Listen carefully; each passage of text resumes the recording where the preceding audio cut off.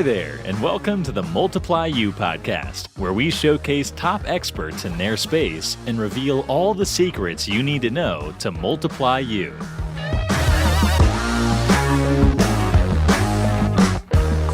Hey, good morning, everybody. Austin Clark here, host of the Multiply You podcast, where I interview experts in their space. Today is no exception, and I'm really excited in just a moment to be able to introduce our guest, Jon Schram. He will speak to the heart of every business owner, to problems that I promise every single one of you have had. We've been kind of getting to know each other a little bit before the show. And I'm just thinking, man, I think that I need to be a client of Jon's. There's a lot of things that happen in a business if you deal with technology, computers, phones, which I think all of us do, and even more so that Jon will kind of speak to us about. This episode, as they all are, it's brought to you by Moxie Pest Control. We're growing like crazy. Jon's firm is growing like crazy. The Purple Guys. Part of how we've done this, and maybe Jon, we talk about this, but we have been doing that via acquisition as well. And I know as we've been speaking, the Purple Guys have made a handful of acquisitions that have made sense over the last couple of years. And so we're not just growing in Phoenix, we're growing in all of our markets. And so if you ever check out moxieservices.com, see where we are on the map, we're across the entire United States. Chances are we're in your backyard too.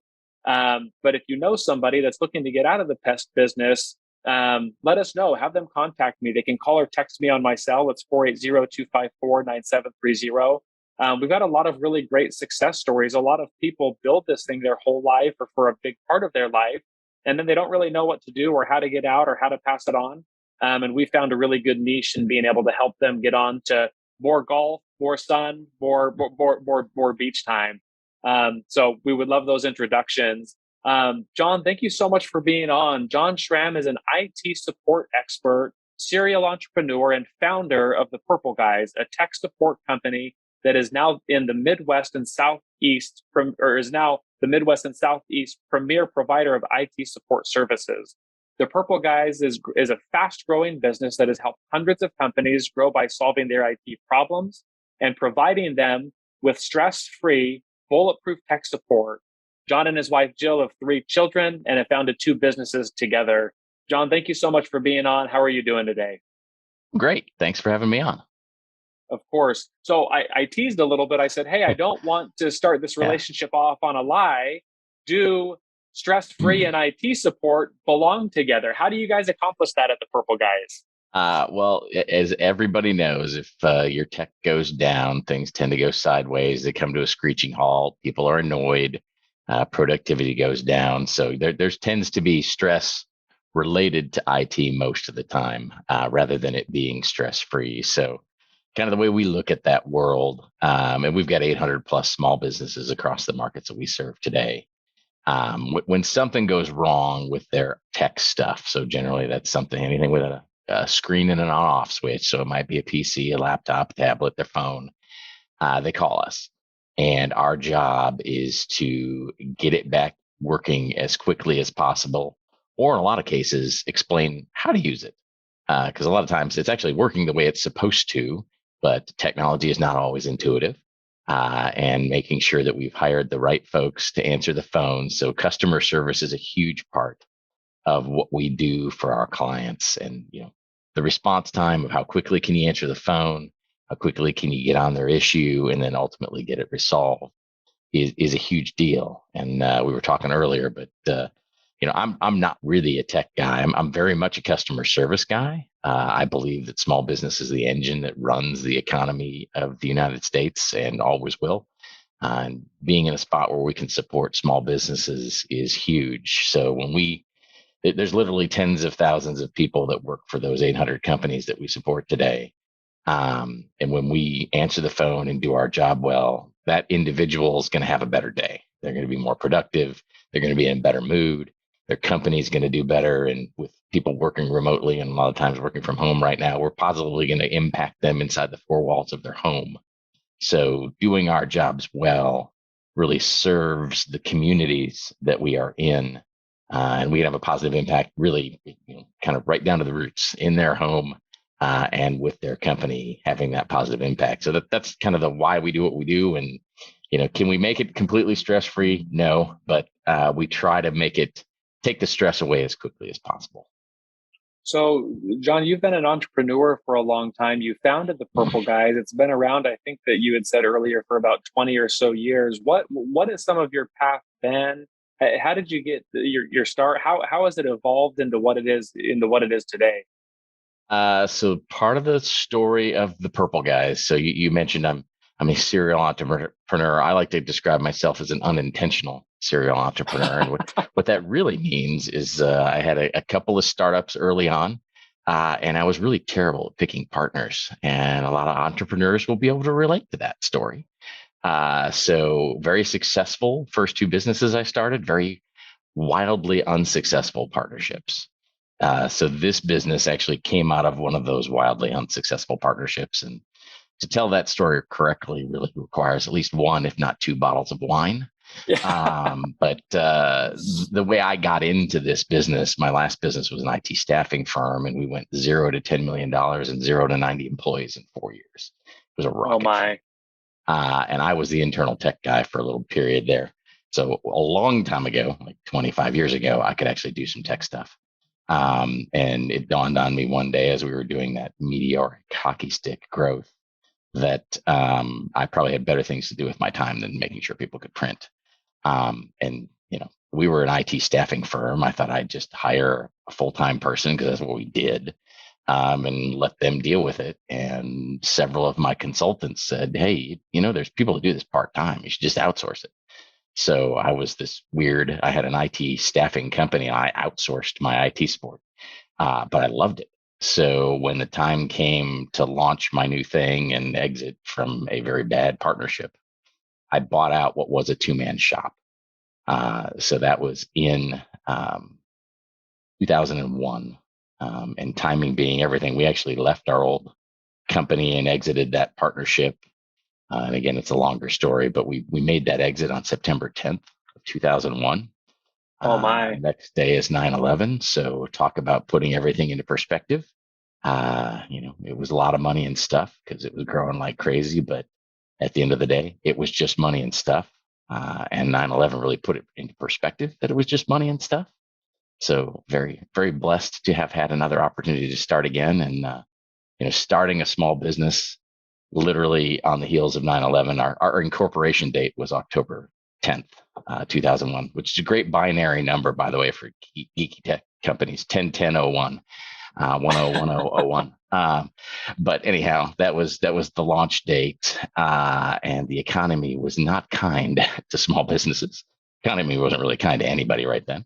But all of the fluctuations that I've seen over the years since then, it's like it's nothing. I mean, the pandemic, it was hard, but I'm like, I started in 9/11. I mean, come on, I can deal with anything after that.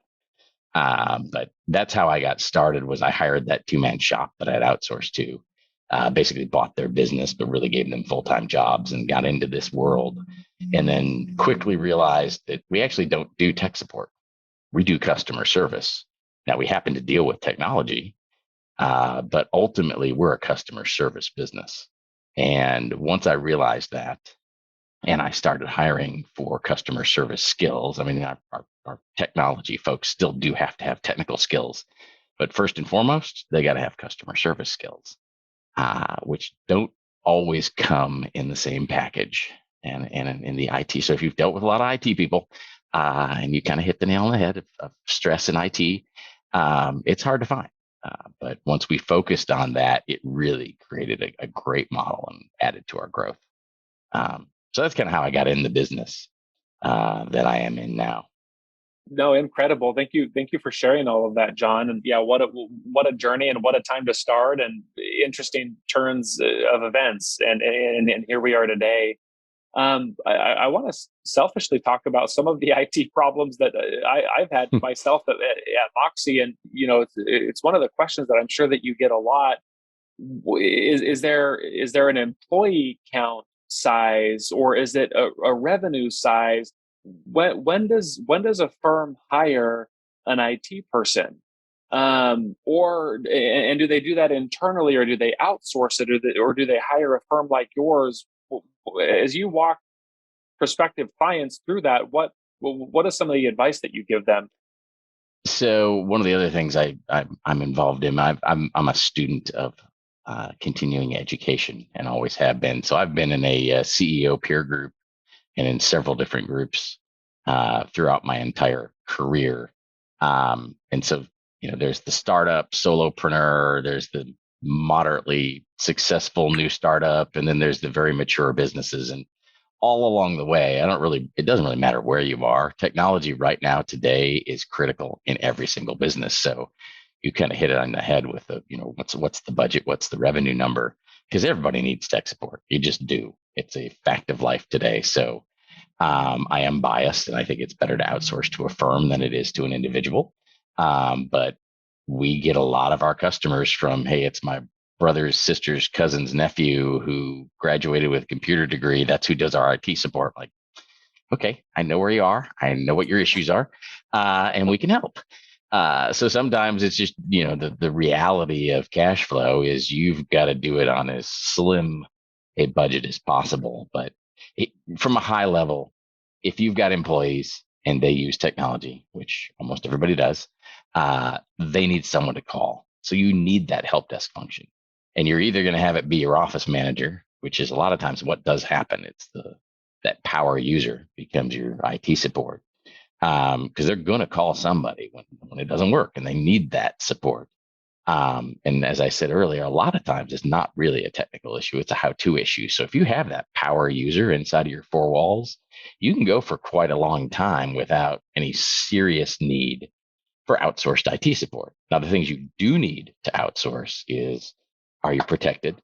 And security is a pain in the rear. It always is. Done right, it adds complexity.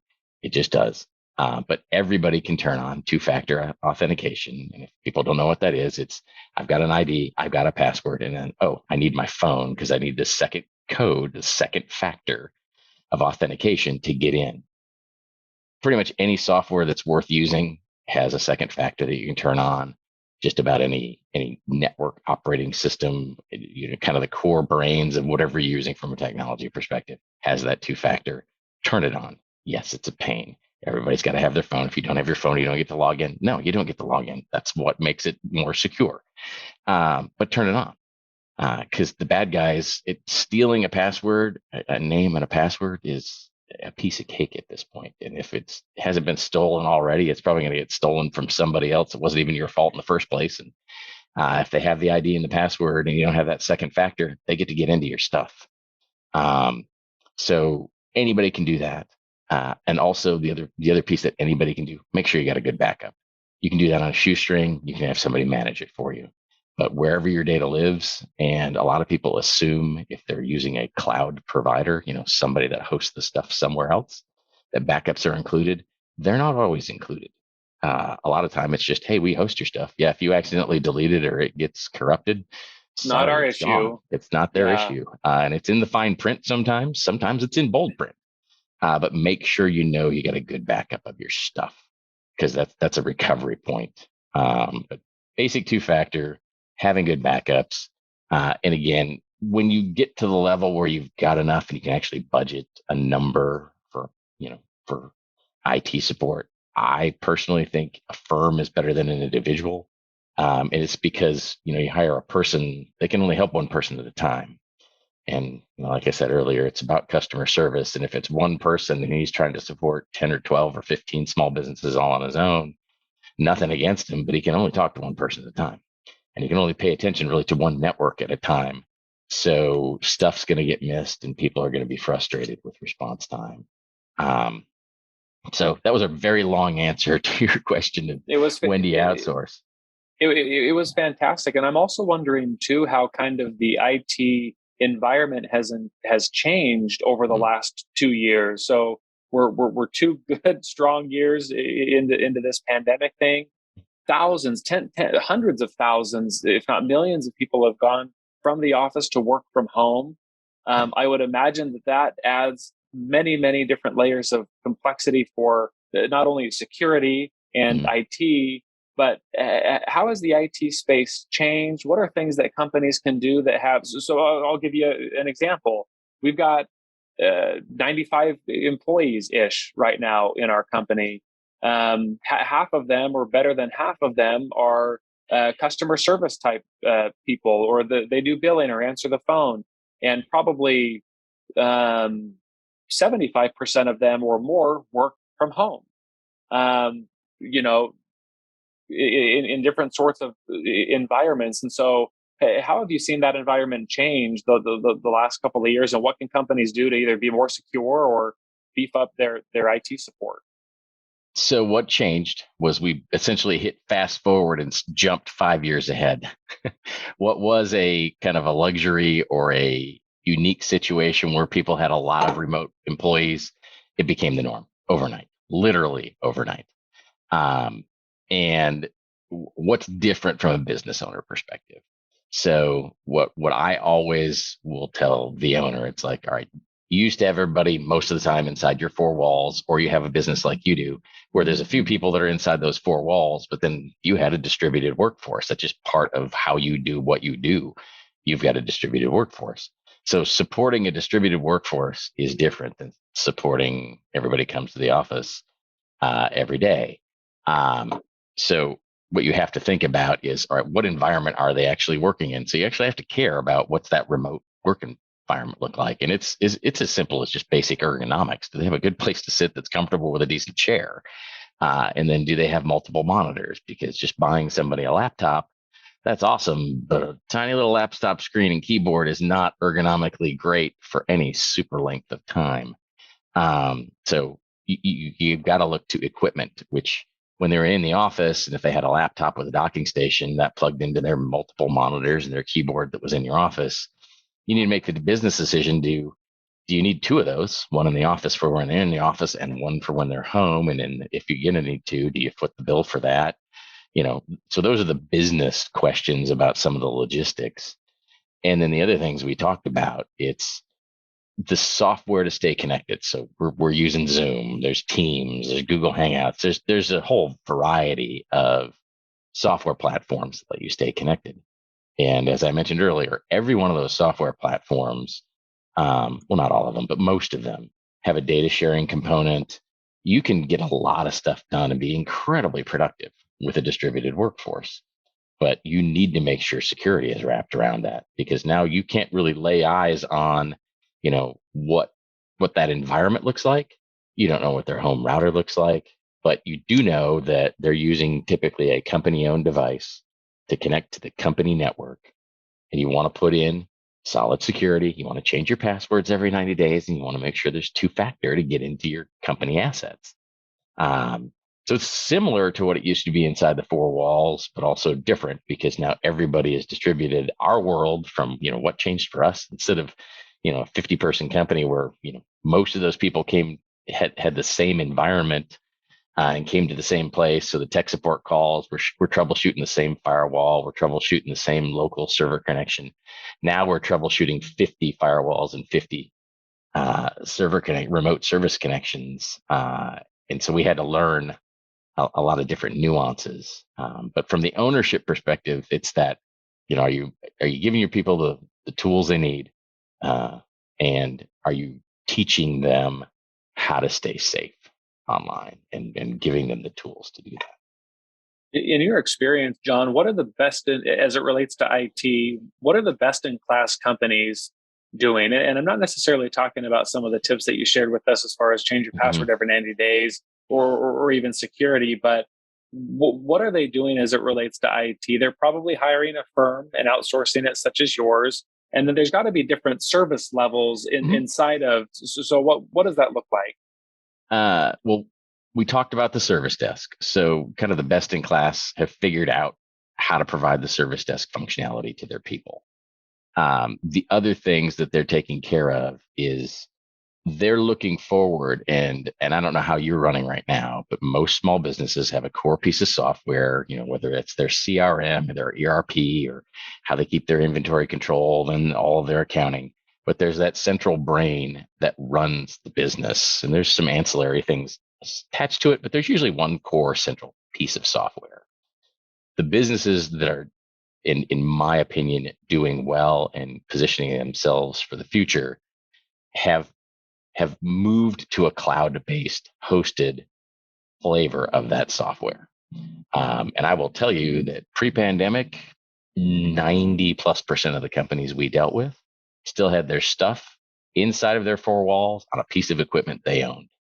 So it was Wow. centrally running core software. And the reason that was the case is because that's the way it used to be a long time ago, and it's just continued to evolve. And unless you have to make a major shift and a change, And and you you're in a don't. small business, you're not going to. You've got other things to worry about. You got cash flow issues. You're not going to do an IT project just for fun. It's just not going to happen. So what the pandemic did is it's no longer just for fun. It's a necessity. So the next time that refresh cycle came up, or to re-up your subscription for your local piece, look at is it offered in a cloud? And the big difference is going to be it's an OpEx versus a CapEx conversation.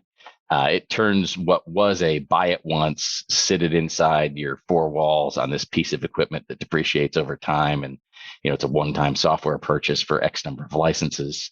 It turns it into a per user per month fee. I mean, it just does. It shifts the business model, so it's an OpEx instead of a CapEx.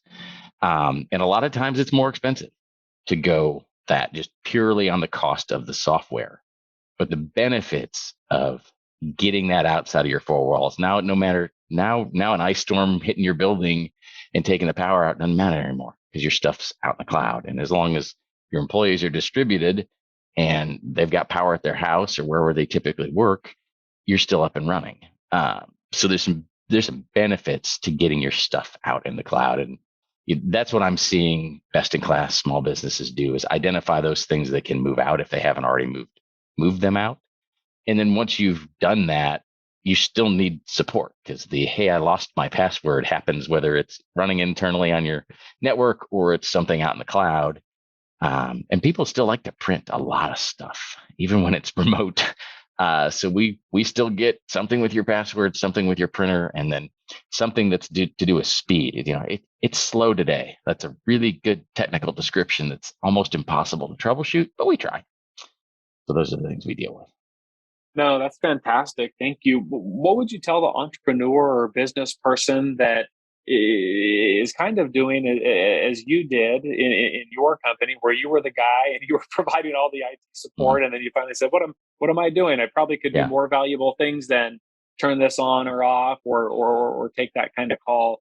Where and I think that if everyone's being transparent or honest, they would probably say, hey, I think that I probably do have some vulnerabilities as it relates to Mhm. IT. Where would you even suggest, Jon, that they start? How do they even get their feet under them as it relates to IT secure? I mean, is it reaching out to a professional like you and doing a consult? Are there things that they can do Yeah. online to kind of help them gauge the health of where they are, or where they should be? The short answer is companies like mine will provide a decent amount of free consulting on the front end to try to get your business. And I would leverage companies like mine to do that for you. I actually wrote a book. I think my relatives and my employers are the only ones that wrote it, that have read it, but it's basically how to hire an IT company. So it's got a checklist of stuff you want to ask. And so again, I would put the what do I need hat on from a business owner perspective. I need a help desk because my people need to call somebody when something's not working. I need somebody that's going to pay attention to security, somebody that's going to pay attention to my backups, somebody that's going to be that liaison between I don't speak technoese, and when my core software provider calls me and says I've got to upgrade for X, Y, and Z, I just want somebody to translate. So there's some of those core pieces that you just need to have access to, and whether your office manager is technically savvy enough to handle those, or you go to an outsourced company, they all have a different thing, and I would ask those questions to multiple companies. And then the other piece of this is how do you budget for it? And there's different ways that companies in my world charge. Our model is mostly a fixed fee model, so we take into account how many people you have, how many servers you have, whether they're on-prem, whether they're in the cloud, how many locations do you have. There's a complexity side of it. There's the data side of what's going to be local and what's going to be backed up, and we come up with a fixed fee. And essentially everything to keep everything up and running is included in that fixed fee. So it's that fixed fee monthly number. And then you got to decide if you can afford it. And projects are going to be outside of that. So like a major upgrade or opening a new location, those are going to get billed separately. But in general, you can budget for it from a monthly perspective. You'll get people that'll quote things just purely by the hour. Now, in my opinion, that puts all of the risk on the business owner and none of the risk on the IT company, because you as the business owner don't know how long it should take to install a new PC or migrate a piece of software or do a backup or recovery. And you're completely at the mercy of the IT company. But there's still a lot of companies out there that are in my space that bill by the hour, and the preponderance of what they do is by the hour. I don't think that works well from a small business perspective, but I guess you can turn it on and turn it off really easily. Of like, I'm just not going to call them and I won't spend any money, but then you're not getting the benefit of a lot of the proactive things. So I'd leverage companies like mine. I'd put that list together of what is it I actually need, ask them how they provide it. What are they going to do? How many companies like yours do they support? Always check references. And one of the other things I always told people pre-pandemic, and it still applies post-pandemic, is if you pick a firm, swing by their office. And in today's world, that's a whole different thing because even IT companies are working a lot, mostly remotely. But it matters of, is their office location actually somebody's basement? And nothing wrong with that because you can run a great company out of your basement, but know that that's who you're hiring before you sign the agreement. So just at least do the drive by. You don't have to go in, but know that they actually have a physical location that's not somebody's basement, unless you're okay with them running out of their basement. Make sure it's not a U-Haul, unless you're okay with that too. So, I mean, Jon, how do you keep current on all of this? You are leading a very big, very fast-paced, growing, hyper-growth type company. Where does someone such as yourself turn to education? How do you keep on top of all of the things that you need to keep top of to not only train your people, but grow your company in a responsible way and provide value for your clients? That's an awesome question. And I will tell you, I never get asked that in a sales call, ever. It's a great question, by the way, because again, those smaller sole proprietors, they're running around like crazy, putting out fires. They don't have time to stay on top of stuff. That is the benefit of having outsourcing a company that has achieved some kind of scale, because we do have a training program. And some of those training programs are specific to the software and our platforms. Like Microsoft has a ton of different things you can get certified in. So we track certifications. We give people time to go do the training. And there is a whole world of the cybersecurity stack that, there's people that make high six figures that are just all they do is deal in the security world.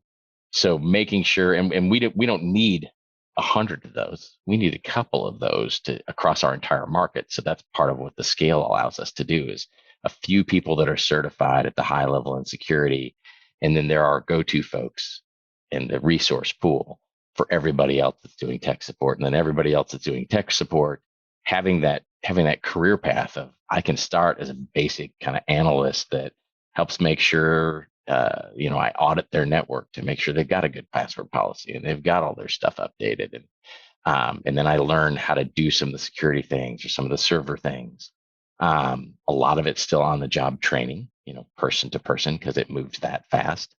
And then the stuff that can be certified, we leverage that. So, and we reward from a financial perspective, getting certifications from our various vendors.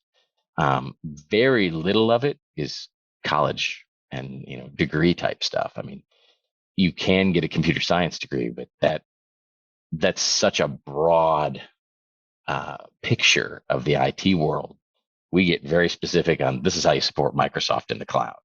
This is how you do password two-factor across a distributed network. You use these 7 different tools or whatever. So we get very specific into the tools, specific into the education side of it, and then like everything else, the IT industry changes, and it changes kind of fast. So every 6 months, there's something new to learn. So, having that recurring training, recurring knowledge sharing inside the 4 walls is a big deal. And I think it's a huge It's a huge competitive advantage for us because we've got the scale and we've got the time to address that. And it does make a difference. Well, and you bring up computer science degrees. I think that those are good thoughts to be able to lay a foundation probably for what it is you'll go and specialize in. But your broad or general computer science degree is probably not irrelevant, but outdated by the time you graduate or by the time you become a sophomore or a junior or a senior. There's so many niche things and certificates. I mean, technology is changing as quickly as our phones and tablets are asking us to update them. It is not the same. It's evolving fast. Yes, it is rapidly changing landscape. Jon, thank you so much for being on. As we wrap up, I want to be able to give you an opportunity for any closing remarks, but also as you're considering that, what is the best way for people if they need to contact you or your firm? How do they do that? Do they call you? Do they Google the Purple Guys? Is there a website? What's the best way for them to reach you? Best way to reach out to us is through our website. It is purpleguys.com. If you can just remember purple and tech support. If you Google purple tech support, we're pretty much the only thing that comes up. Yeah. But it's just purple, the color purple, the word guys, GUIS.com. So that is the number one way to get in touch with us. We've got a great LinkedIn page and resources there, but predominantly come through our website. And you mentioned this earlier. We are definitely on a major growth curve. Just added Austin and Dallas to our markets. And much like yourself, if there's any IT folks out there that have been running a business like it was for 20 years, and there's a big target on your back when you run an IT company, because bad guys are trying to get into every business. But if the bad guys happen to get into our business, all heck will break loose. Because you've got the keys to we've got the keys to a whole bunch of networks. So we're a big target. And if you're running a business like this, you ask kind of what potentially keeps me up at night. Are we doing our security right? And I know we are. We're always amping it up. So we have even more of the pain in the rear security stuff that we have to deal with, because we've got to be hyper vigilant about it for our clients. But if there's anybody out there that is, sick of having to deal with all that, and you've been running an IT business for 10 plus years and you're looking to exit, we are looking to acquire. So would love to talk to anybody that's in that boat and, wanting to hand it off to a place where it will be very well taken care of. We are a customer focused, customer service business first, and we are growing like crazy. And there you have it. Contact Jon. You'll be able to golf more beach time, sleep in a little bit, whatever you want to do. Yeah. Jon, thank you so much for being on. Great session, great insights. Thank you so much for joining us today. I appreciate it. Thanks for having me on. Okay. Hey, appreciate all of you listening. Thank you so much. We'll drop these every Thursday. And so tune in. We'll have more great guests on, just like Jon. Thanks, everybody. Thank you for listening to the Multiply You podcast. You'll see us again soon when you subscribe for future episodes.